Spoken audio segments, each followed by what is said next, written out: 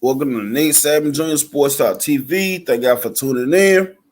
Hey, today we got a part two of the collab of the Special Teams Podcast on Football University with Matt Caddell. And today we're doing the defensive side of the ball.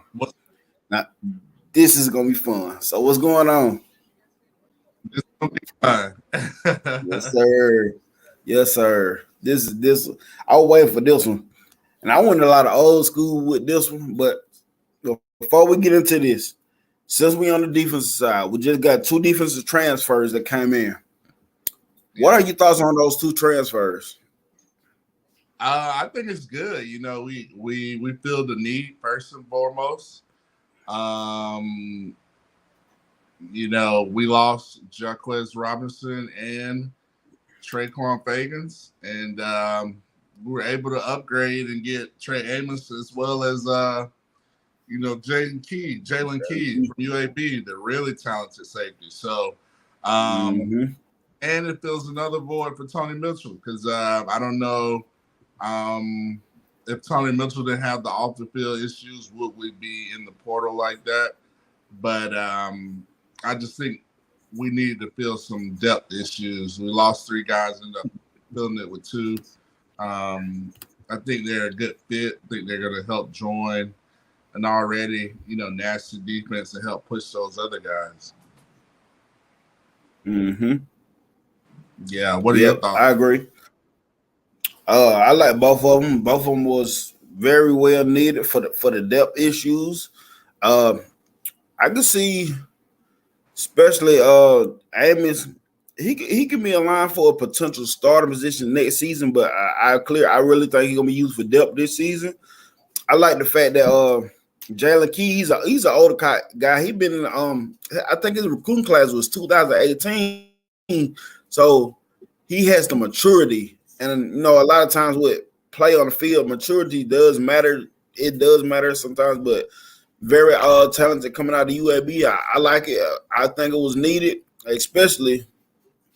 It's never enough when you can bring somebody in to push the other guys to be better as well. But I like the two additions to the guys.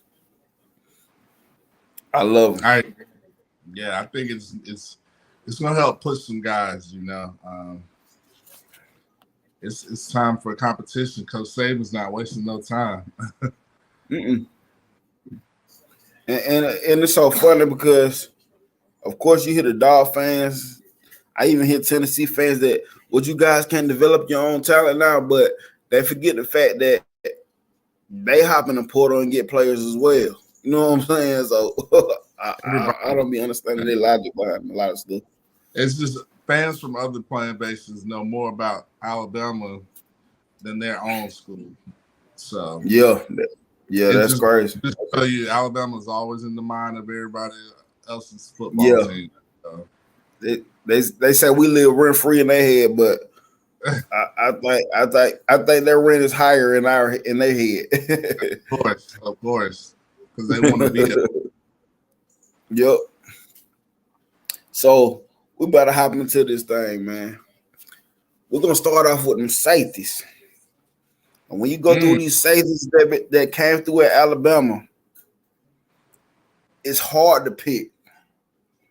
But I went old school with a lot of these guys. So, as your safety, who do you choose as your safety? We're going two safeties. Woo! Two safeties. So, golly, I don't know, man. Safety. Ha was the beast. Landon Collins was the beast. Jordan Battle. I'm gonna go probably Minka as my star. He can kind of be my star. Let's say we're doing four secondary guys, two safeties, two corners. Yeah. Okay. So Minka's definitely on there. I mean, Minka's got to be on there. For me, Minka. I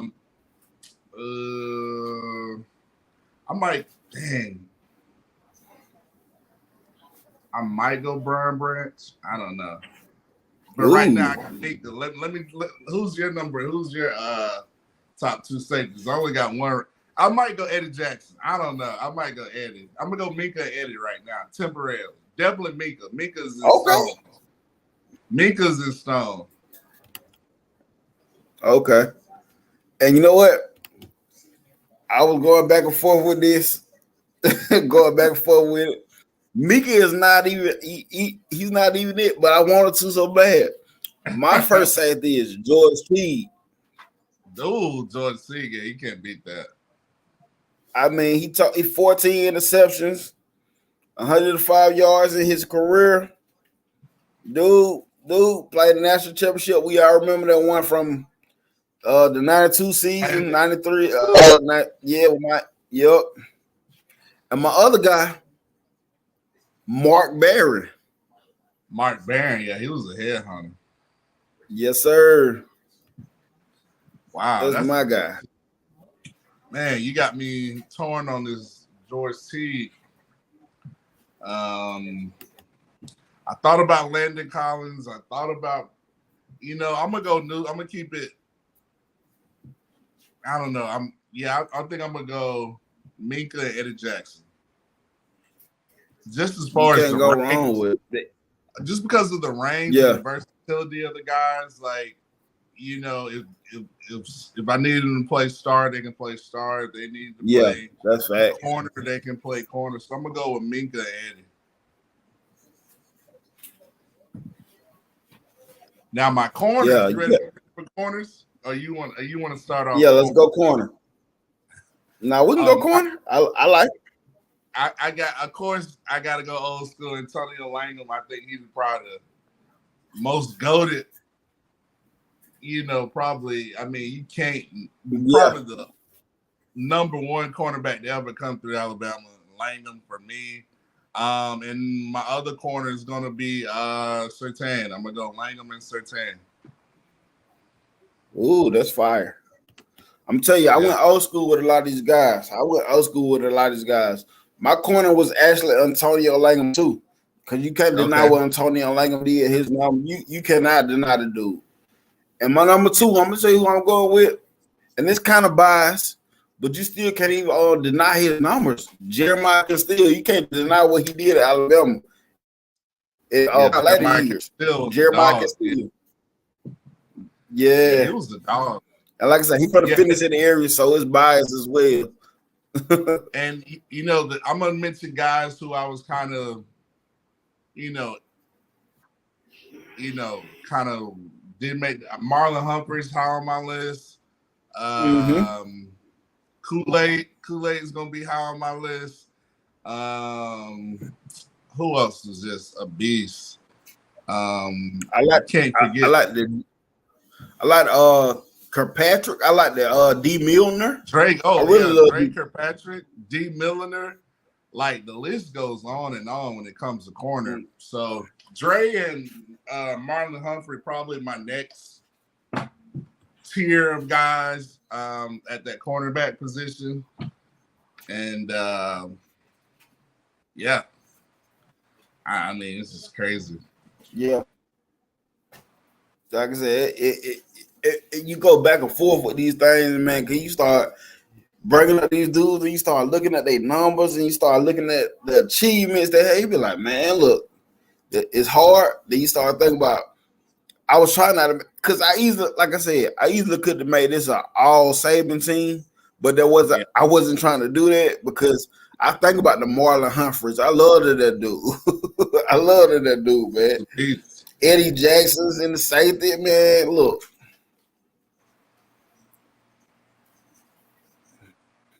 So linebackers. How many linebackers you want? Let's do four. So we do 3 linebackers. How about that? And 4 down linebackers. Okay, that's good.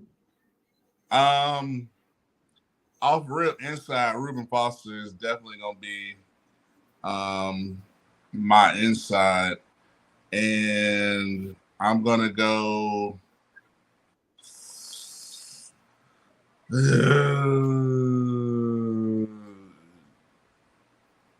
I'm gonna go Dante Hightower.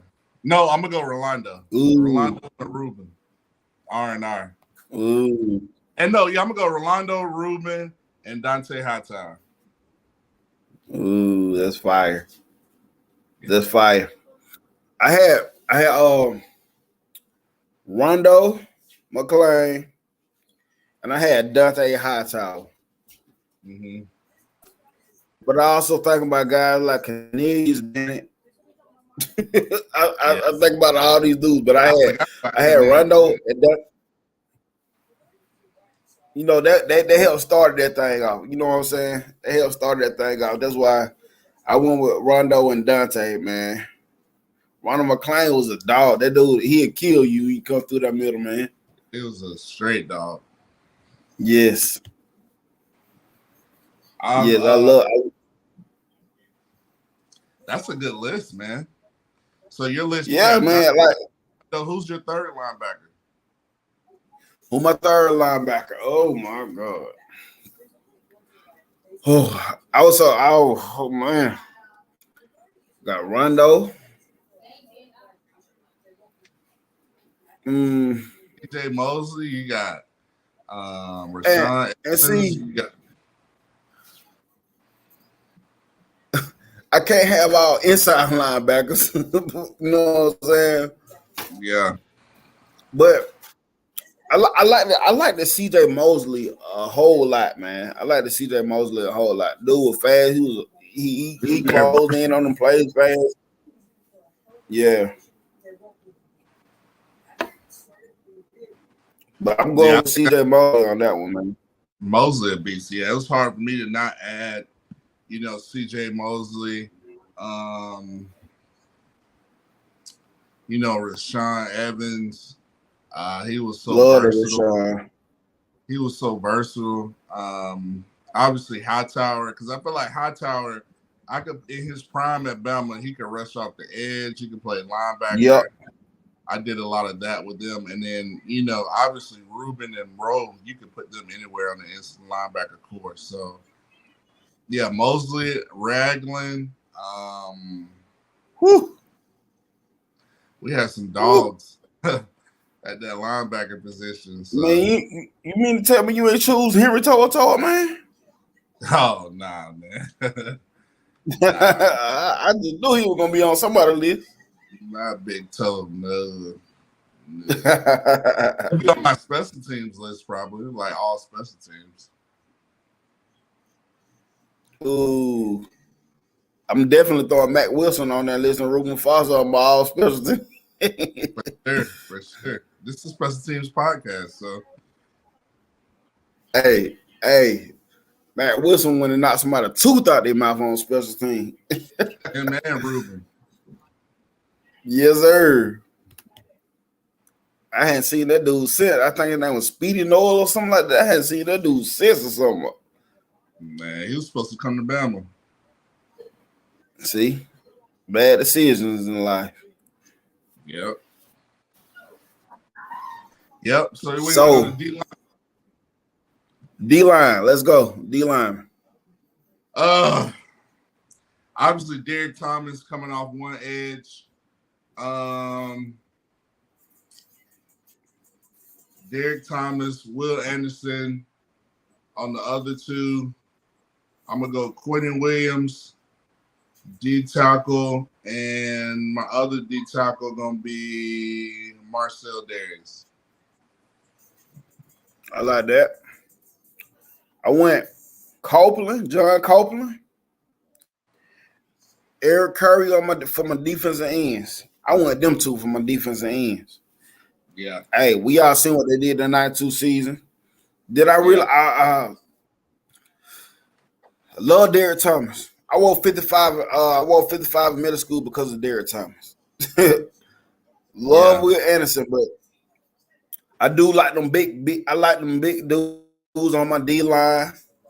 And I went Quinn Williams, and I went Marcel Darius as well. Yeah. I actually want to do Courtney Upshaw, not Courtney Upshaw, but Mount Cody, and I want to do Marcel Darius as well. Yeah.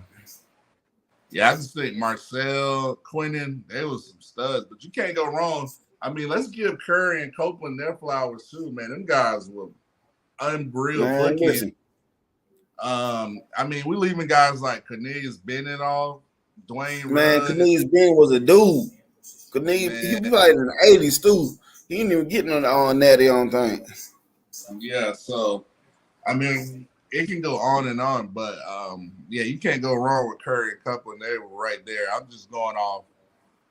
If I could have my defense, I'm putting Derek Thomas on one end and Will Anderson on the other, and see if you can beat that. Yeah, I mean, and honestly, that'd be. I don't know who blocking them. I don't know who. I don't know who. I don't know what type of people with them on the end for real. Really don't. Yeah, yeah. Really don't. Yeah. So this is what So I'm with. you go. You about to do the coordinators? Yeah, that's what I'm about to bring up. Matter of fact, let's start off. We can start off with the offensive coordinator. We're going back to the offensive side. So all the coordinators that came through Bama, what offensive coordinator would you want to coach the offense? And I think in my mind, I think it's easy. Well, it's easy for me. It's either gonna be Sark or Kiffin for me. But I might go. I feel like Sark was a little bit more.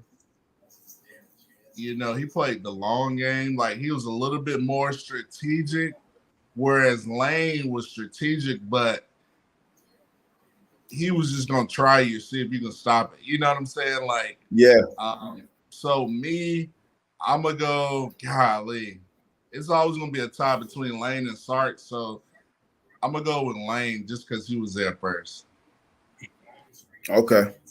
And I went Sark on this one because with the offense that we put together, we can play that. We can play that long game. But with Sark, you go back to his running back rooms that he always had. He always has 1,000-yard rushes, so he's gonna make it his point to run the ball. Mm-hmm. And that's why I went Sark because we seen what he did at Alabama last 2 seasons. And I'm telling you, if he I really think Texas is gonna be better than what most people think. I don't think they're still gonna beat us, but I think Texas has a chance of winning their conference over there. Yeah, I think they'll be all right. I Yeah. just think, I mean, they'll be good versus us, but like after that, you won't hear about Texas because the conference they're in. Like, Yeah. I mean, you hear about them when they play Oklahoma in the Red River rivalry, but other than that, you're not really paying Texas attention. Like, Yeah, that's facts. Texas versus Baylor, Texas versus TCU, Texas versus Kansas. I just think their strength of schedule is what's going to hurt them. So Yeah. Actually, I be high on Kansas. It's a little biased because my cousin he the running back coach at Kansas, but they're at the good. same time, you can't deny Kansas. They've been playing a whole lot better football these past 2 seasons, man. Yeah, Kansas is going to be tough. I think Oklahoma will be a lot better. Yeah, I mean, I think Florida State going to be in the playoffs, to be honest. You know what? I said the same thing though. I think they got a I said, shot. A lot of people saying Texas, but I don't see it. I don't see it from Texas this year.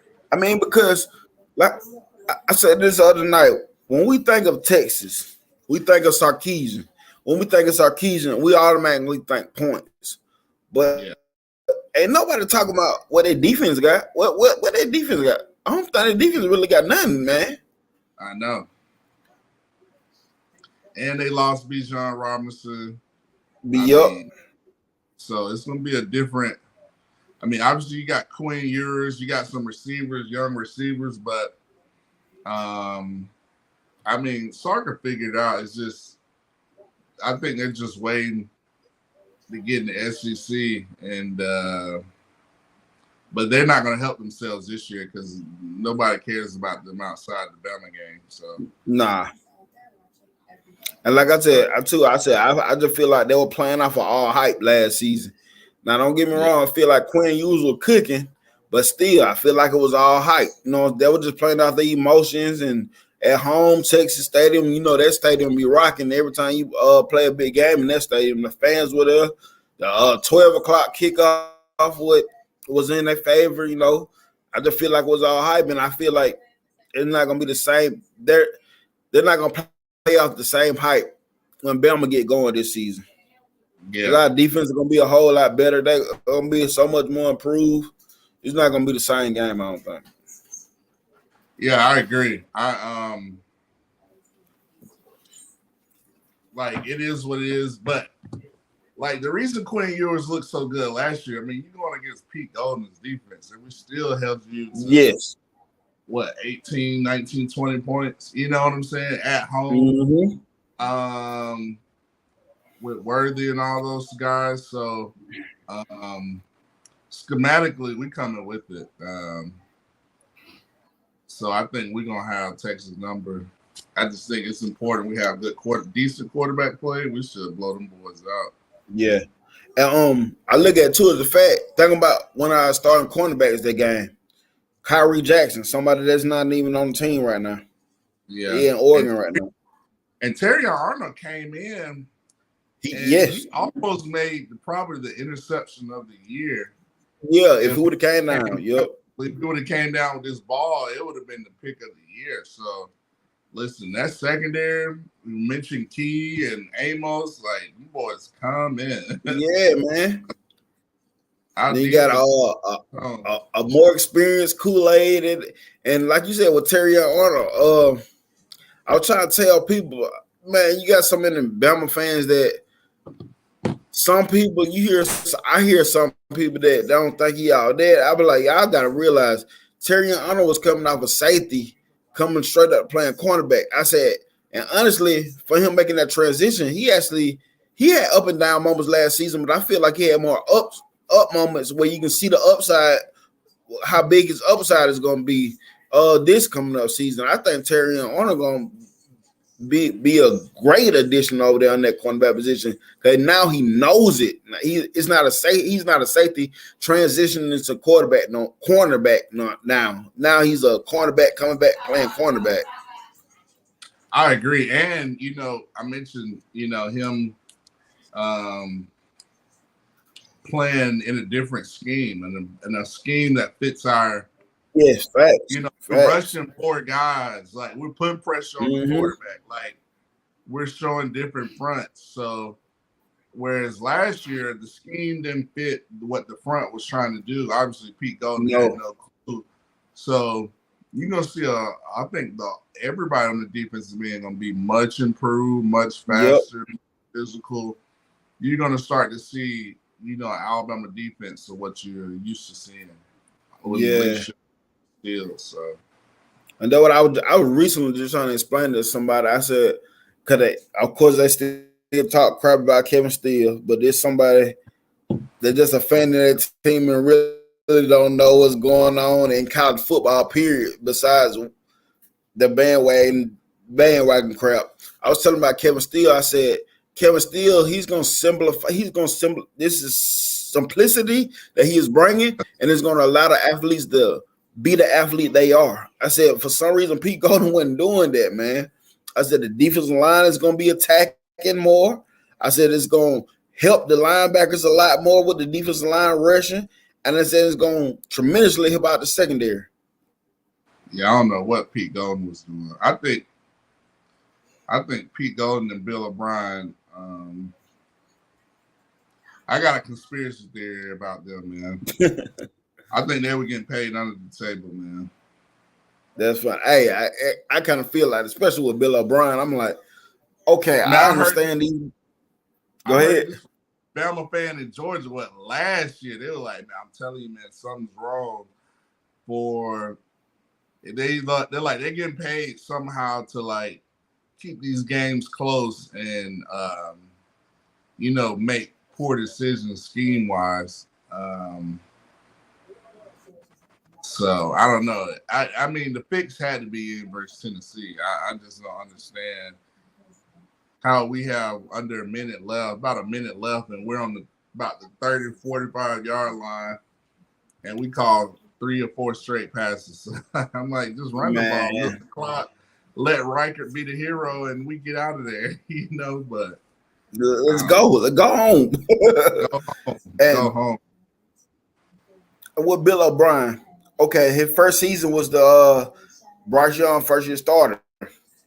And I was telling people midway through that season, I was telling people that before I got on this YouTube stuff, I was telling people, I said, Bill O'Brien ain't it. I Nope. said, Jamison Williams is covering up his mistakes. Him and Mechie and Bryce Young are covering up his flaws. I said, but he is not it. So we get to the national championship game. When our dudes go down, I said, I'm telling y'all see it now. He is not it. But I still kind of gave him the benefit of the doubt first season or whatever. Man, he came out of that Texas game. I'm like, this dude is not it, man. He is not it. He exactly what I said. He wasn't that guy, man. He wasn't that guy. I think he's Because just I be like, you go. yeah. I know I was saying that because I was saying, yeah, I understand that these receivers are not Judy, Waddle, Smith. I understand that. I said, but you as an offensive coordinator, you got to find a way to scheme around those guys and get the ball in the playmaker's hand. We wasn't seeing jet sweeps. We wasn't seeing no nothing to just get these fast guys out in space. We wasn't seeing no scheme about that. Everything was trying to push the ball upfield. Everything. Yeah, I mean, he's just set in his NFL ways. I don't think he knew how to. I don't think he knew his personnel. I don't think he knew how to like just dumb it down and just. I think Saban gave them guys Yeah. uh, too much freedom and should have been on their necks a whole lot, like just chewing them out, making sure. Listen, we get in this situation. You know what to call these. I think Coach Saban kind of had like a. Last year was just weird. I didn't know what was going on with Coach Really Saban. was. It was just he wasn't chewing folks out. He was just. I mean, I'm not used to that, and I was like, is he okay? Do we need to get a doctor to check on him? What? Yeah, he just wasn't the same. Like I'm the same, but I know he holds his coaches even to a higher level than the players. But I think he kind of ironed it out.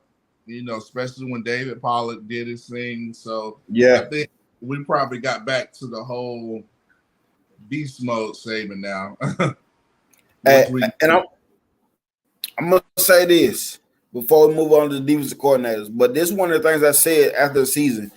We got to get back to Saban. Got to get back to coaching the coaches. You got to get back to coaching the chewing coaches. them out, And Yeah, yeah, yes, exactly.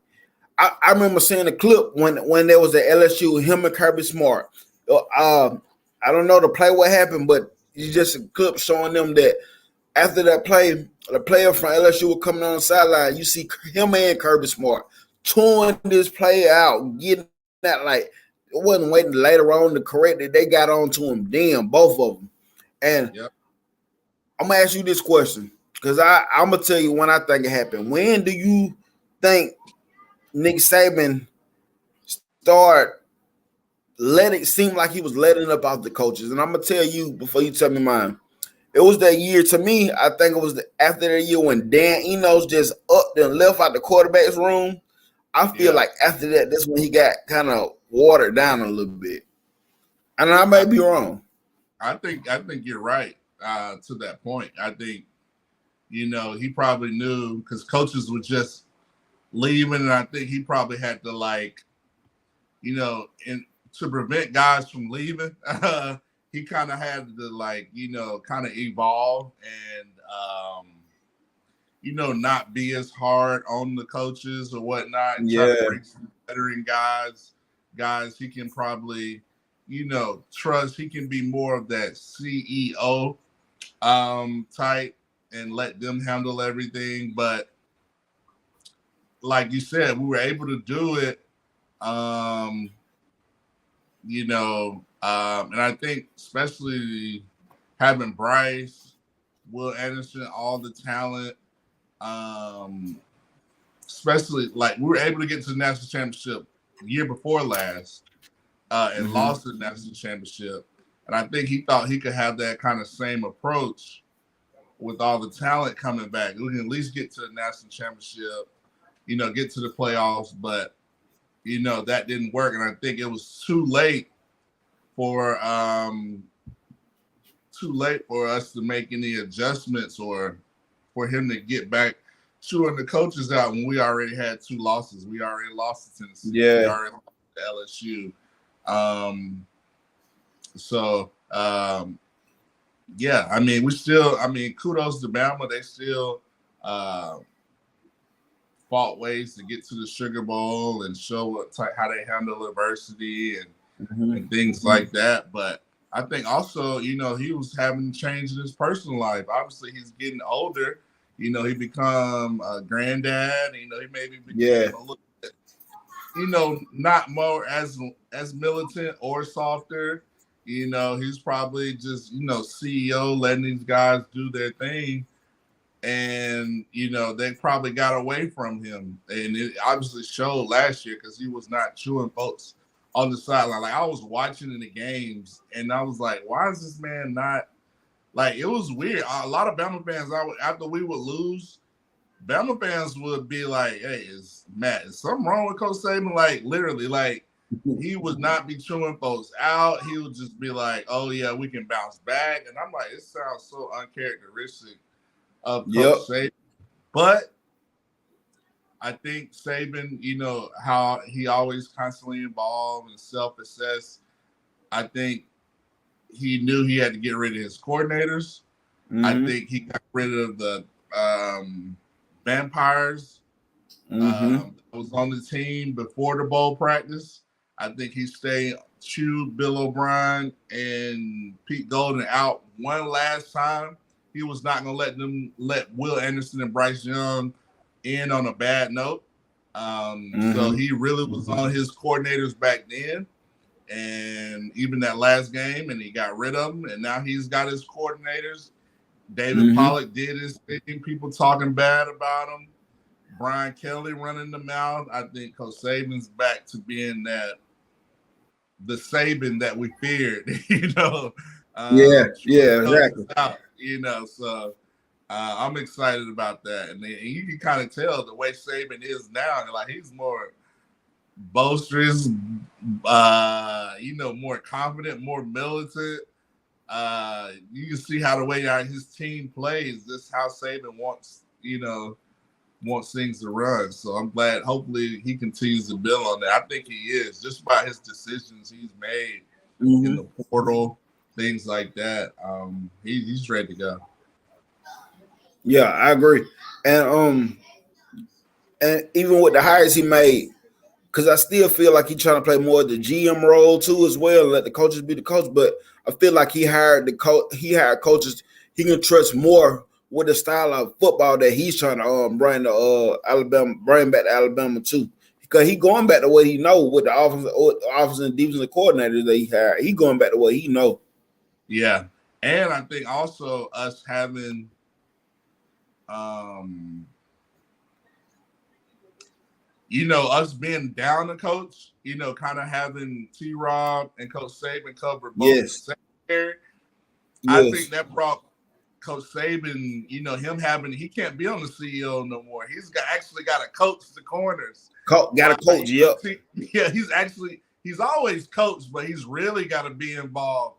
And I think that just really worked out. Him and T Rod, they like LeBron and AD right now. The way they got the secondary going, the way they got we bringing in talent. So I think Saban's like that's part of the reason why he's back to being Saban. He's not that CEO. He has to coach the corners this year. Like he got to coach the corners, so it is what it is. So that probably brought that fire, that juice that we've been missing from Coach Saban back out. And we seen in the spring game how they were flying around in that secondary. That secondary was looking good. It put me in the mind of Drumline, what it said, one band, one sound. The Yeah. cornerback and safeties, that was all on the same page. You can tell they knew what was going on. They had safety help over the top when they needed, like they was there, man. Yep. So speaking of the defense, on this defensive team we just put together, who would be your defensive coordinator? My defensive coordinator. Ooh, that's a good question.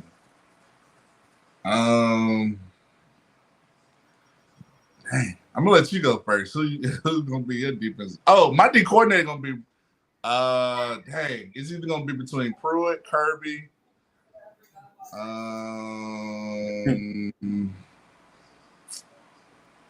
don't know. I don't know who's the D coordinator on the 92 team, but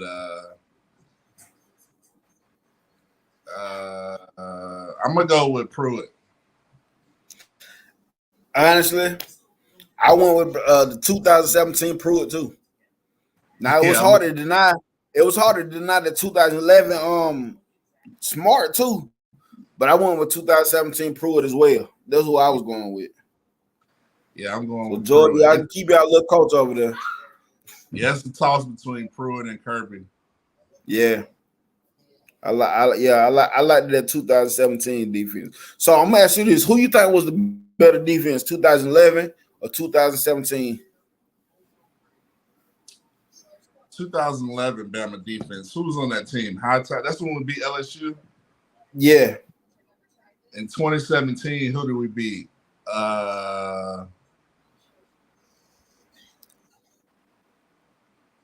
Who did we beat? Georgia that year? With Georgia championship. Oh, I'm gonna actually go a different defense. I'm going 2015. I believe it's. And honestly, I believe that's the defense I'm talking about. Yeah, that 2015 That's the defense I'm talking about. That 2015 defense gave up like That was different. 9 points a game. Yes, that's the defense I really was talking. I don't know why I was saying, but that's the defense I was talking about. 15. That 15 defense gave up like 3 field goals a game, if that. Like they were unreal. So, I'm gonna go that 2015. That 2011 defense was nasty too. Yeah, that 2015 was unreal. I believe that was the year, Ruben, Ragland, Eddie Jackson, Minka. Yeah. Like that defense wasn't giving up woo, nothing. woo. And we were against the top. Man, you could have That just shows you how good Deshaun top Watson offense. was. Huh? Yeah. You said offense? My offensive coordinator? Or which offense was the best? Yeah, I thought that what you asked me with top offensive coordinator. That's what I thought. Not offensive coordinator, but offense. I thought you were saying. Oh yeah. I was just saying they just held top offenses. I was talking about how good that 2015 defense was. It just shows you how good Deshaun Watson really was that year when we beat them in the national championship. So, but yeah, what were you saying? No, I just thought you were asking me the top offense, but now you cleared it up what you were saying. Yeah, Deshaun. Yeah, that team that Deshaun Watson team was. Them dudes was incredible, man. I hated that old man that had Hunter Renfro. I liked him, but I just felt like he was in college forever at one point. I was like, hold on, man. The man, how is he eligible still? But that dude was good, man. Not a hater towards him. So overall, who's the head coach? And I know we got picks, but I'm gonna narrow it down 3. No, I can't narrow it down. Who's your head coach? Man, my head coach is either gonna be Bear Bryant,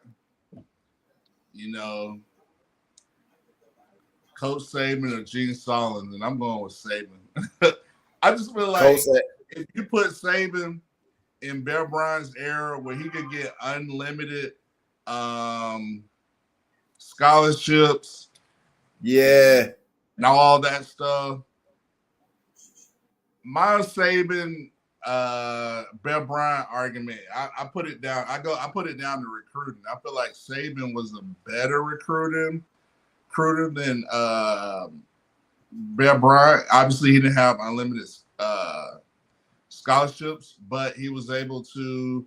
I think Saban, having Bo Jackson at McAdory High School right down the road, I don't think Saban's going to let Bo Jackson go to Auburn. I don't think he's going to drop the ball. I think Saban's going to do everything he can to sign Bo Jackson to Alabama. So, that's my take between Saban and Bear Bryant. But, yeah. And I got Saban as well. But also with what you're saying, the recruiting part of it. So, I think that kind of adds some fire to Bear Bryant if, you know what I'm saying, the way he, like, the players he had to recruit. Yeah. Obviously, and he developed. And he, you know what I'm saying, they developed. But also he did have unlimited scholarships as well. Yeah. Bear Bryant, Saban, it's like splitting hairs. I mean, they're the same type coach. Bear Bryant, he lost assistants. He had to play against, former assistants. It's kind of the same deal. Everybody want to recruit against Alabama, saying you're not going to get a opportunity there or to play and all that stuff. So, right now I'll go 1A Coach Saban and 1B Bear Bryant. Bear Bryant, the assistant coach. He the assistant head coach. That's a crazy team. So let me ask you this. I asked a question on the show the other night. We did a show the other night. And I said, will Alabama get back to the top of college football this season? Do you think Alabama will get back to the top of college football this season? And why? I say yes. And just because of the yes and the reasons why, because of the points we mentioned earlier. We talked about Saban being back that guy. He got rid of his coordinators. He got coordinators that fit his scheme, what he wants to do. He got his defense. He physical up front on both sides of the ball. He about 6 deep at running back. So he gonna let them guys just make plays, and he just need a quarterback to drive the machine. So I think Bama's definitely gonna be back, and they're hungry too. Everybody's talking about them. Everybody's talking about Georgia. Tennessee beat them last year. LSU beat them last year. Everybody running off at the bit about Alabama. And I think these guys focus. You look at how they working in the offseason in Florida, working together, putting in that extra work, and that's all going to pay off in the football season. So I say, these guys hungry. They ready. They're going to be, and I think they got the right pieces in the right areas where they got good, competent coaches, good, competent coordinators. Coach Saban's going to stay on the coaches, and the coaches are going to stay on the players. So we're going to have more juice. We're going to be more physical. We're going to make it happen. Okay. And I agree to everything what you said, and even more the last part, because that's more of my reason why I say I feel like the Alabama Crimson Tide will be back on top, because of you see all these players, they going off with the Florida with these these trainers and stuff. They're putting the extra work in. You see clips of Ty Simpson putting the work in. You see these guys getting together, putting the work in. Even with Kool-Aid, he was at the high school. I forgot what high school it was. I guess it's an old high school or whatever. Park, yeah. And he was talking to the players. But you can just, even though he was talking to them, but you can hear it in his voice that he hungry because he been putting in the work. He been putting in the grind, and he trying to tell them that's what they're going to take. And just hearing and seeing all this stuff in the offseason from the players, that's why I feel like everybody going to be on one accord this season. The coaches going to be on the same page. Everybody going to be, they out for blood this season. But during the midst of all this, where do you see Jermaine Burton in any of these clips or anything? No, actually, I saw he was trending doing because I'm deep in Bama Twitter. Jermaine Burton, no, I don't see him. The only clips I see him doing is like TikTok videos and stuff like that. And I'm like, I thought I'm I like, somebody hey, and it might be, I'm like, why aren't you working out? I'm like, only thing you need to be TikToking is the jugs machine. Like, you are not that. exactly. Did you see in the spring game, like how far he's fell off the depth chart? Like, he tried to come in with the 2s and the 3s, Yes. and they pulled him Point. out right after that play. I was like, yo, this is crazy. Yep. And I said before when I did a show with my guy Josh and Sutton, I said that I really feel like he gonna fizzle out at some point if he doesn't step his game up. And I said one of my dark horses, watch out for Jalen Hale. And I just added this one to the list. Emmanuel Henderson. Expect I feel like one of those guys can get dang on step in and make plays for the fizzled out Burton, because I feel like it's gonna happen. And there might have been TikTok videos, but I heard he was in a rap video, but it might have been a TikTok video. But when I heard that, I'm like, and when you see all these clips of everybody putting work in, this man somewhat dancing or something. Yeah, it's like, man, I don't know, man. I heard another conspiracy theory, man, hearing that maybe he's there to bring the program down, yeah, I just think he won't be, I think it's up to him. I think it's up to him to, go out there and be a leader. It seems like I'm not getting that leadership. I don't know. I think it seems like he's just all about himself. Yeah, he does seem like that person. Because football's like going to you run see out. clips on, it's gonna happen. And just seeing stuff like him on the sideline of spring game flipping people off, like, come on, man, what you got going on, bro? Like, what you got going on, man? Alabama ain't about all that stuff, dog. Come on, I play think football. he's Shut just up and trying play to be football. hard, and he just, he light skinned it. He got to be extra gangster. You know what I'm saying? Like I just think he's just trying to. He's got to be extra, man, unfortunately. And I'm just like, he's being extra in all the wrong things, All be the wrong extra. thing. If you're going to be extra on your work ethic, be extra on your character, be extra in the classroom, be extra in the field room, be an extra great teammate, be an extra great leader. Those are the areas you need to be extra about.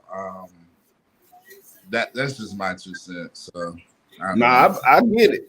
And one of the things I brought up, I said, well, he is from Calabasas. I think he's from Calabasas, California.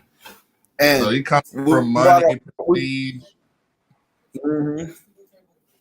and my guy Roll Tide Rise Up brought up a point about Bryce Young from California as well. I said, yeah. I said, but he come with a different type of hunger where he been told that he too small. He's not gonna play quarterback at the Division I level because of his height. So that comes from a different hunger and drive. His parents are hardworking parents, so that you know what I'm saying. Yeah, I think Najee set the tone for West Coast guys coming to Alabama because he wanted to come. Yeah. A lot of people say West Coast guys stay on the West Coast is much easier, whereas Najee said, I want to go where the competition is, where the best of the best, and see if I can make a name for myself. And Najee paved the way. He showed you that type of hunger, even though he's from Cali. Bryce Young did the same way. So I think Julius Saying gonna be the next one up like that as well. Oh, so, yes, sir. I think so. Yeah, I just think it's the mindset. Somebody in the comments mentioned the attitude. I just think it's the attitude. I think some of these guys, they too focused on social media, all these external factors, and not focus on what I need to do to be successful. You know what I'm saying? Like, Yeah, fact. I'm like, if I'm Burton, I'm trying to get to the league. Like, I would have been trying to ball out last year with Bryce, build that rapport. That way I would have been able to come out last year. You know what I'm saying? So I'm going Facts. to be wasting time on TikToks and all this stuff, flicking people off, shoving people. I mean, you got to show some type of character because, listen, NFL teams know who you are. You still dropping balls. You still not Yep. being consistent, dominant that you need to be. So, Yep. I mean, if I would try to focus on myself and being that guy. Another reason Alabama's going to be back to being Alabama, we're back to the level of competition that we're so accustomed to seeing across the board.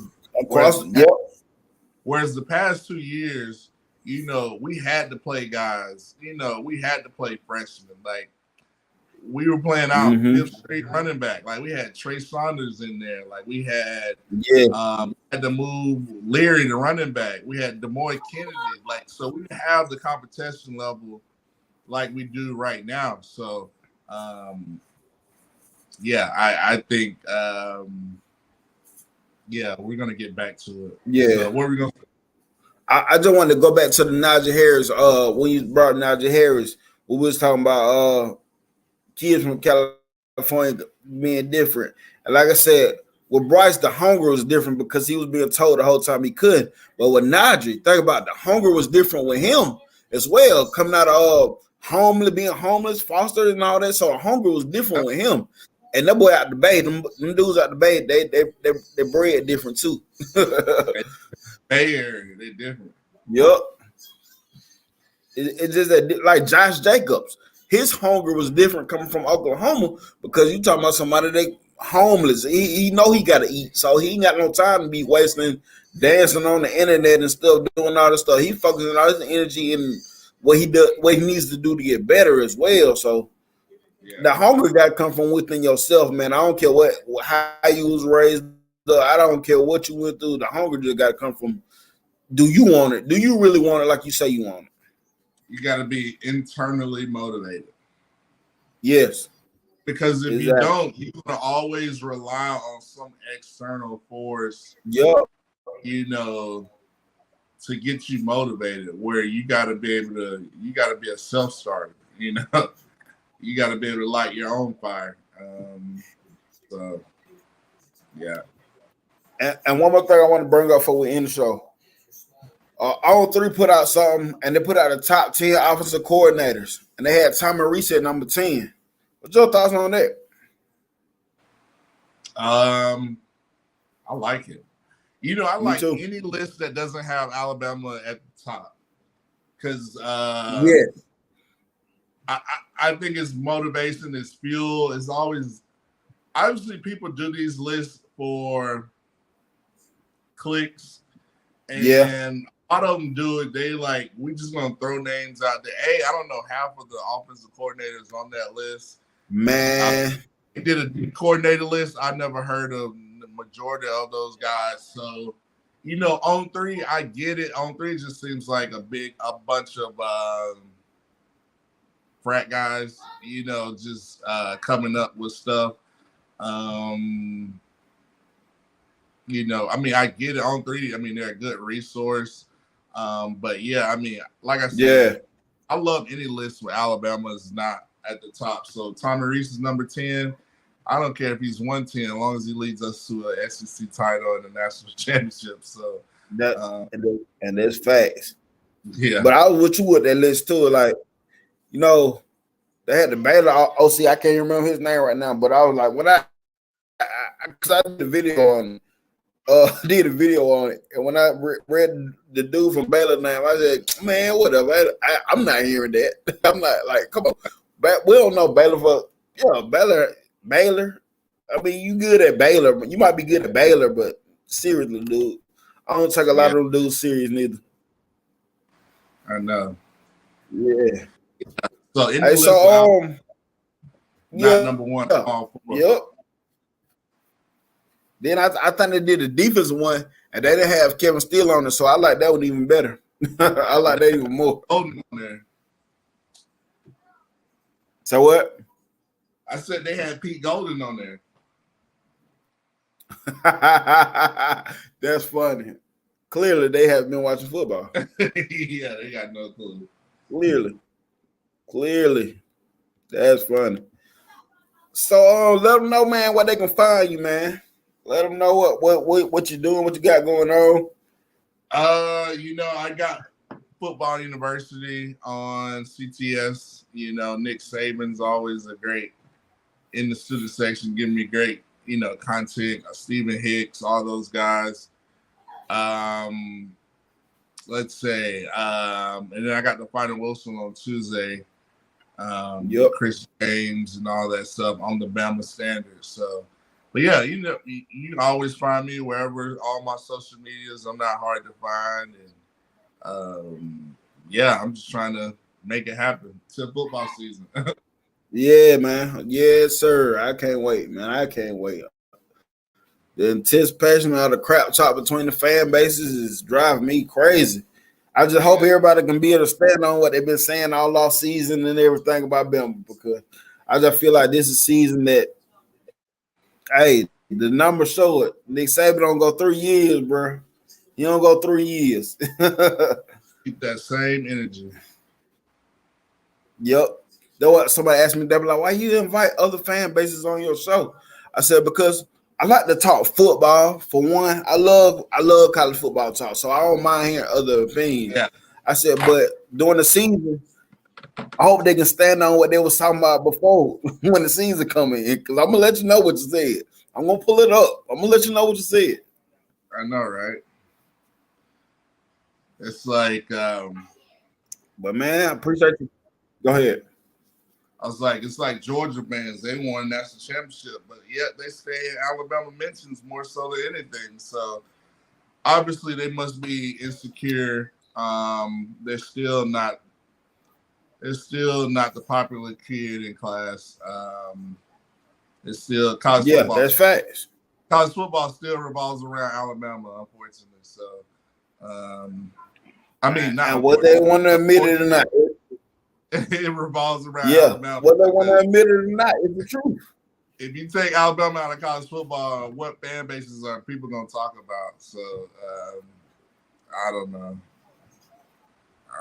So, and the big talk going to be the whole season. I still can't believe Alabama withdrew from college football. What's going on? That's going to be the talk. Yeah, they're going to be talking about Alabama. Georgia can three-peat that season. Auburn fans going to run because the only thing they care about is Alabama. Georgia fans, they really not going to care because it's Georgia. They got their 2 natties. They got the Braves and the Falcons and everything else to worry about, So, LSU fans ain't going to have nothing to talk about. Tennessee fans ain't going to have nothing to talk about. So, like I said, college football revolves around Alabama football. If you want a controversial take, let me ask you one more thing. It's Alabama football. I know I keep saying one more thing. Yeah. Do you believe in the hype of Tennessee coming into the season? Yeah, I think Tennessee is going to be. I think they're going to be formidable. I think they're going to be really good. I think it's going to be. I got the SEC East. I kind of got in a 3-headed race between, obviously, Georgia. I don't know what Georgia has at the quarterback position. I don't even know what they got in the running back position. I don't even know what they got coordinator position, because with Georgia fans, I know they want to talk about Bama, but let's talk about y'all program right now. Y'all don't have Munkin, and you're going to hire Mike Bobo as your OC. Come on now, man. Let's be real. And you lost a lot of production. Then Tennessee's going to be good. I don't know which quarterback it's going to be. I don't know if it's going to be Lemon LaVea or Milton, but they got a lot of stuff, momentum coming from last year. But I think the sneaky team people are not talking about is South Carolina out the East. I think nobody's talking about South Carolina. They got Spencer Rattler coming back, Shane Beamer. Like, South Carolina is going to be tough coming out the East. I wouldn't be surprised them coming out the East, So, that right now I got Tennessee, Georgia, South Carolina. One of those teams going to come out the East. Listen, I wish I had time to pull up the receipts. I wish I could go back to all the videos I've been saying this after the off season. I've been saying South Carolina. And all Georgia fans want to tell me is South Carolina won't beat us at Athens. I said, well, y'all said the same thing after y'all played us in the national championship. Yeah, wouldn't beat y'all at Athens. And they went up there and beat y'all in Athens with Jake Fromm as a sophomore coming off a national championship win. I said, the way South Carolina ended the season, the momentum they had, if they come in with that same momentum, I said them kids believe in Shane Beamer. And when you believe in what your coach is selling, that's a good recipe for a winning team. I said, man, I feel like South Carolina gonna surprise a lot of people. I've been saying that, man. They got the right. What South Carolina had and Georgia had last year, I wish Bama had. Like, they got coaches that faders are rah guys, and obviously it shows on the field. So I'm glad to see Alabama. We kind of addressed that and got our guys from the coaching perspective to where we need to be. So South Carolina is going to be sneaky. Shane Beamer, Spencer Rattler's going to be in his senior year. Like, he's going to be trying to compete with Caleb Williams for the Heisman. So it's going to be, and Jaden Daniels going to be making noise. So it's going to be interesting.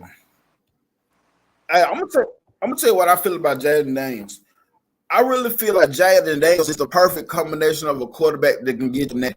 He runs the ball well. He's not a bad passer. I think actually he's going to be a better passer this year, but he has the perfect combination of tools to be a national championship quarterback. That's just my opinion, though. Yeah, he's got it. Not saying he's going to win at LSU, but I'm just saying he has the right tools, in my opinion, to be a good quarterback, to be a national championship quarterback. Yeah, for sure. I mean, he's tall, lanky. He kind of reminds me of a little bit of a Randall Cunningham, a young Randall Cunningham. Yeah. That's a good comparison. Yeah, LSU's going to be tough. That's if it's going to be two SEC teams in the playoffs, it's going to be LSU and Bama. I can see that. That's my thoughts. But man, we had over an hour. I appreciate everybody in the comment section. Thank y'all for tuning in, man. I appreciate y'all so much. Icebox, Rags, my boy Rags Fitness. Go subscribe to his channel as well, y'all. If y'all are not subscribed, my man almost up to 1,000 subs. Man, he gonna do a giveaway when he get there. So y'all go subscribe to him. CTS Sports Room.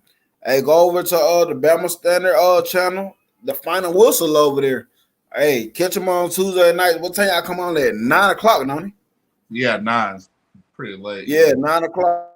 Yeah, I'll go over there. That's a good show too, man. They got my guy Coach Smoot, Chris James, Justin Riley. Y'all know I think y'all probably familiar with it, but go over there if you're not. And hey, if there's new subscribers or new viewers to this video, make sure you push the subscribe button on my channel as well. And thank you, Matt, for coming on, giving me your time. 2 weeks. Thanks. I appreciate it a lot, man. It means a lot to me. Man, I appreciate you, Nick Saban, for your content. I mean, you always do a great job. I'm always checking in on the special teams. So keep up the great work, man. Anytime you need me, I'm here for you, bro. All right. Thanks, man. Thanks a lot, man. So I appreciate y'all. Roll Tide. Roll Tide. We out. We out.